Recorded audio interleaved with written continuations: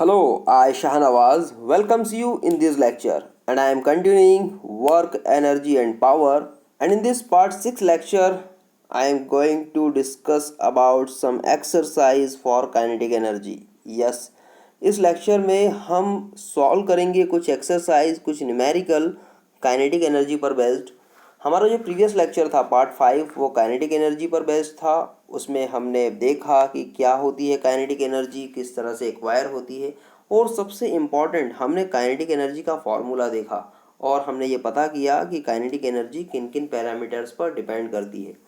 तो आज उसी फॉर्मूले का हम यूज़ करेंगे इस एक्सरसाइज में, इन एक्सरसाइज को सॉल्व करने में, इन न्यूमेरिकल्स को सॉल्व करने में।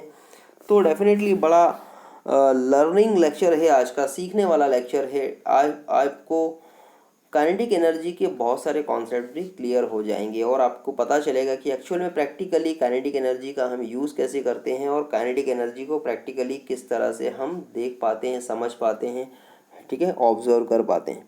तो देखिएगा, बड़ा सिंपल सा लेक्चर है लेकिन काफ़ी लर्निंग है, काफ़ी इंफॉर्मेटिव है। डेफिनेटली आपको मज़ा आएगा। तो चलिए शुरुआत करते हैं हम फर्स्ट न्यूमेरिकल से। फर्स्ट न्यूमेरिकल कहता है what is it saying, a car is moving with a velocity of 54 kilometre per our. ठीक है, एक कार है जो 54 किलोमीटर पर आवर की स्पीड से, वेलोसिटी से मूव हो रही है। ठीक है, what is the kinetic energy of a boy of mass 40 kilogram sitting in the car. ठीक है, एक लड़का कार में बैठा हुआ है। अब सीधी सी सिंपल सी बात है, कोई बंदा कार में बैठा हुआ है तो उसकी वेलोसिटी भी उतनी ही होगी जितनी कार की वेलोसिटी हो गई। ठीक है, और आपसे क्या पूछा है, kinetic energy of the boy, उस लड़के की काइनेटिक एनर्जी क्या होगी। तो देखिए, उस लड़के का मास आपको दिया हुआ है 40 किलोग्राम, उस वेलोसिटी दी हुई है कार की, तो इट मीन्स कि वही वेलोसिटी लड़के की भी होगी। तो डेफिनेटली यहाँ पर वेलोसिटी लड़के की कितनी हो गई, उस बॉय की, v is equals to 54 kilometre per hour. अब आपको सबसे पहले ये काम करना है कि जो वेलोसिटी है उसको मीटर पर सेकंड में कन्वर्ट करना है। ठीक है, तो हमें पता है, पहले भी हम देख चुके हैं कई बार, इस तरह के न्यूमेरिकल्स हमने सॉल्व किए हुए हैं कि जब भी हमें कोई किलोमीटर पर आवर का वैल्यू दी हुई होती है उसे हमें मीटर पर सेकंड में कन्वर्ट करना है तो हम 5/18 से मल्टीप्लाई कर देते हैं। ठीक है, सो 54 को हमने 5/18 से मल्टीप्लाई किया तो ये कन्वर्ट हो गया मीटर पर सेकंड में। तो इट मीन्स मीटर पर सेकंड में वेलोसिटी आ गई 15 मीटर पर सेकंड। ठीक है, अब काइनेटिक एनर्जी का फॉर्मूला हमें पता है, हाफ mv²। अब यहाँ पर मास की वैल्यू 40 किलोग्राम दी हुई है आपको, तो हाफ मास की जगह पुटअप किया 40 और v की वैल्यू, v² की वैल्यू अभी हमने कैलकुलेट की, सॉरी v की वैल्यू हमने कैलकुलेट की 15 मीटर पर सेकेंड। यहाँ से v की वैल्यू पुटअप कर दी हमने, उसका स्क्वायर लगा दिया और फाइनली जब हम इसे सॉल्व करेंगे तो आंसर आ गया हमारे पास 4500 जूल। ठीक है, तो इट मीन्स जो काइनेटिक एनर्जी है उस पर्टिकुलर बॉय की जो उस कार में बैठा हुआ है वो होगी 4500 जूल या 4500 जूल। चलिए नेक्स्ट न्यूमेरिकल देखते हैं, बड़ा ये भी सिंपल सा न्यूमेरिकल है। Suppose a hammer of the mass 1 kilogram fall freely on a wooden block. ठीक है, हैमर जो है, सपोज ये हैमर है, ठीक है, ये किसी हाइट से सपोज गिरा, अचानक से एक वुडन ब्लॉक पर, एक लकड़ी का टुकड़ा है इस पर गिरा। ठीक है, if it falls from the height of 1 metre. ठीक है, ये जो हैमर है इसका जो वेट है वो है 1 किलोग्राम, या मैं ऐसा कह सकता हूँ इसका मास, और ये जिस हाइट से इस वुडन ब्लॉक पर गिरा है इस हाइट की वैल्यू है 1 मीटर। ठीक है, सो हमसे पूछा गया है how much kinetic energy will it have just before hitting the wooden block. ठीक है, सो जब हैमर गिरा 1 मीटर की हाइट से, 1 किलोग्राम का हैमर गिर रहा है तो इसने काइनेटिक एनर्जी कितनी एक्वायर की। ये जब वुडन ब्लॉक तक पहुंचेगा, मतलब वुडन ब्लॉक को हिट करने के पहले पहले इसकी काइनेटिक एनर्जी क्या होगी, इसकी काइनेटिक एनर्जी क्या होगी वो हमें कैलकुलेट करना है। तो देखिए, यहाँ पर एक बड़ा सिंपल सा क्वेश्चन है कि बेसिकली जब ये हैमर गिर रहा था तब इसका एसेलरेशन क्या होगा। तो डेफिनेटली इसका जो एसेलरेशन होगा वो होगा ग्रेविटेशनल एसेलरेशन। ठीक है, हमें पता है, हमने प्रीवियस चैप्टर्स में देखा हुआ है कि जब भी कोई बॉडी ऊपर से नीचे की तरफ आती है तो वो ग्रेविटेशनल एसेलरेशन की वजह से मोशन एक्वायर करती है और उसका मोशन लगातार बढ़ता जाता है, उसकी वेलोसिटी इंक्रीज होती रहती है। ठीक है, तो यहाँ पर भी हम कह सकते हैं कि यहाँ पर बॉडी जो है वो वेलोसिटी एक्वायर करेगी, इट मीन्स कि यहाँ पर एसेलरेशन होगा। और वो एक्सेलरेशन होगा gravitational acceleration 9.8 metre per square second. So the initial velocity of the hammer is zero. Initial velocity तो क्या है, ज़ीरो है, और at the height of 1 metre above the ground and it is dropped, it is falls down due to the force of gravity. जैसे ही ये गिरी तो ये क्या होगा, किस लिए गिरी, क्योंकि ग्रेविटेशनल फोर्स की वजह से, ठीक है, ग्रेविटेशनल फोर्स की वजह से ये नीचे की तरफ आएगी, विच प्रोड्यूसेस द एक्सेलरेशन, है ना, वो एक्सेलरेशन प्रोड्यूस होगा, वो कितना होगा 9.8 मीटर पर स्क्वायर सेकेंड। अब यहाँ पर हमें फॉर्मूला पता है, हमें बेसिकली एक्सेलरेशन की वैल्यू पता है, हमें हाइट पता है, उसकी वैल्यू पता है, इट मीन्स 1 मीटर। तो यहाँ पर हम क्या करेंगे, यहाँ पर हम फार्मूला लगाएंगे मोशन की third equation, v square minus u square is equals to twice of s. अब यहाँ पर हमें पता है कि u की वैल्यू तो ज़ीरो है, हमने पहले ही कह दिया u की वैल्यू क्या है, ज़ीरो। क्यों, क्योंकि इनिशियल वेलोसिटी ज़ीरो है। तो ये जो फार्मूला हो जाएगा v square is equals to, अब यहाँ पर 2s, ठीक है, तो यहाँ से v हट गया, तो फाइनली ये जो फार्मूला होगा वो फार्मूला होगा v square is equals to twice of a s. अब यहाँ पर क्या करना है, हमें वी स्क्वायर की वैल्यू कैलकुलेट करनी है, एक्सेलरेशन की वैल्यू 9.8 हमें दिया हुआ है, डिस्प्लेसमेंट एस की वैल्यू हमें दी हुई है 1 मीटर, क्योंकि बॉडी जो है 1 मीटर हाइट से गिरी है, इट मीन्स कि उसमें डिस्प्लेसमेंट हुआ है 1 मीटर का। तो let's put the value, a की जगह 9.8, एस की जगह 1, तो finally we will get the answer 19.6। और ये किसकी वैल्यू आई है, वी स्क्वायर की। अब काइनेटिक एनर्जी का फार्मूला तो हमें पता है, कोई टफ फार्मूला नहीं है, अभी हमने देखा, it is basically half M we square, ये होता है हाफ एम वी स्क्वायर। यहाँ पर मास हमें दिया हुआ है, मास कितना है हैमर का मास दिया है 1 किलोग्राम। सो यहाँ पर पुटअप करेंगे हम एम की जगह 1, और वी स्क्वायर अभी हमने कैलकुलेट किया, वी स्क्वायर की वैल्यू अभी हमने कैलकुलेट की 19.6। सो यहाँ पर 19.6 पुटअप किया, so finally we will get the answer 9.8 joule. तो यहाँ से हमें पता चला कि जब है 1 किलोग्राम का हैमर 1 मीटर की हाइट से गिरेगा in the effect of gravitational force, gravitational acceleration, तो उसकी जो काइनेटिक एनर्जी होगी वो होगी 9.8 जूल। ठीक है, तो ये बड़ा आसान सा क्वेश्चन था। चलिए नेक्स्ट क्वेश्चन देखते हैं। नेक्स्ट क्वेश्चन है basically, a car is moving with the uniform velocity 18 kilometre per our. ठीक है, एक कार जो है वो यूनिफॉर्म वेलोसिटी से मोशन कर रही है। पहली velocity they the 18 kilometre per our, फिर सपोज दिया एक और 36 kilometre per our, 54 kilometre per our and 72 kilometre per our at the certain instant of time. ठीक है, अलग अलग टाइम पीरियड पर ये अलग अलग वेलोसिटी उनकी मेज़र की है। Calculate the kinetic energy of the car at these velocities. अब इन सारी वेलोसिटीज़ पे हमें काइनेटिक एनर्जी कैलकुलेट करना है। इट मीन्स कि 18 किलोमीटर पर आवर पर काइनेटिक एनर्जी क्या होगी, 36 किलोमीटर पर आवर पर काइनेटिक एनर्जी क्या होगी, and so on for the 54 kilometre and 72 kilometre per our. So calculate the kinetic energy of the car at these velocities.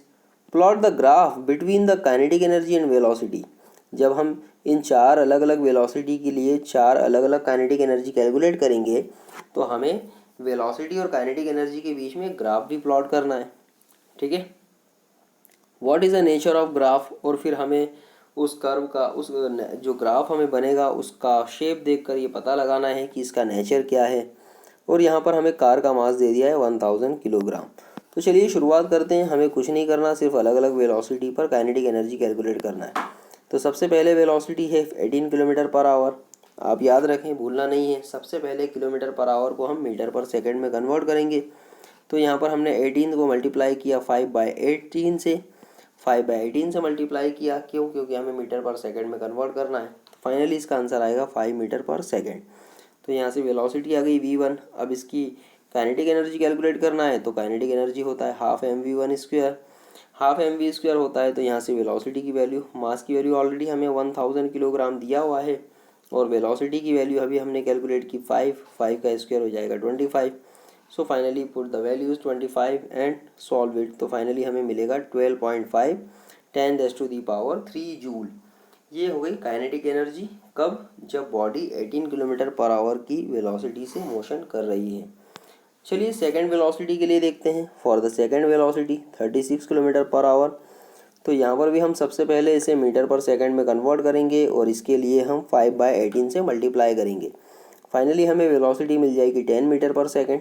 ठीक है, so kinetic energy calculate करेंगे again उसी फॉर्मूले से, half M we square. अब यहाँ पर वेलोसिटी की वैल्यू कितनी है 10, सो हम m की जगह पुटअप करेंगे 1000, वेलोसिटी की जगह 10 और 10 का स्क्वायर, क्योंकि वेलोसिटी का स्क्वायर है इसलिए ये हो जाएगा 100।